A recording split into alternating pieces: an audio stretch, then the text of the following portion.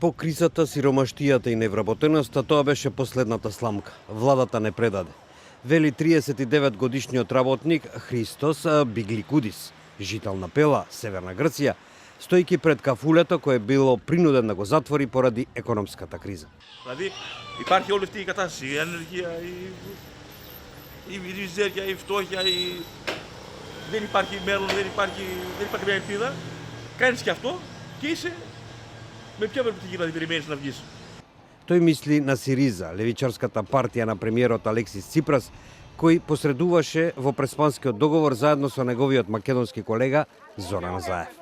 На изборите за Европарламентот во мај Сириза беше поразена со речиси 9,5% од конзервативната Нова демократија, која силно се спротистави на договорот за името како штетен за грчките интереси.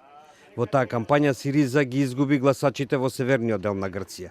Дебаклот беше поголем една недела подоцна, кога Нова демократија на локалните избори ги презеде сите грчки региони, со исклучок на два. Η Συμφωνία των Πρεσπών δεν είχε την δραματική επίδραση που πολλοί περίμεναν ή φοβόντουσαν ότι θα συνέβαινε, δηλαδή μία τεράστια πτώση συγκριτικά με την υπόλοιπη Ελλάδα των ποσοστών του ΣΥΡΙΖΑ. Според него, преспанскиот договор и го даде на Нова демократија многу неопходниот психолошки и морален поттик по години на дефанзива, кога мораше да се брани од обвинувањата за предавство на Грција на странските доверители.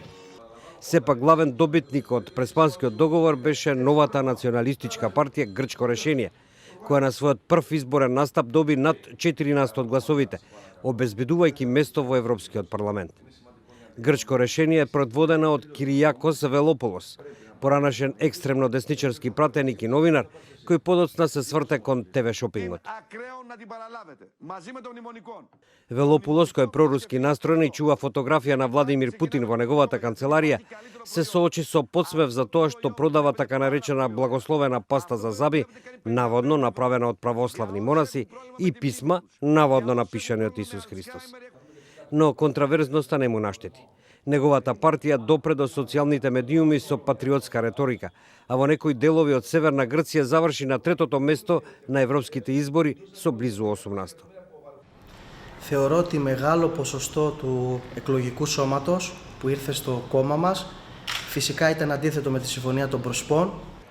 Сепак има и такви како општинскиот работник Константинос Мидос, кои сметаат дека преспанскиот договор е позитивна работа.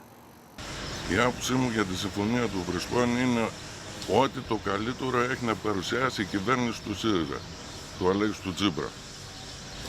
Η καλύτερη συμφωνία που μπορούσε να γίνει για την Βόρεια Μακεδονία.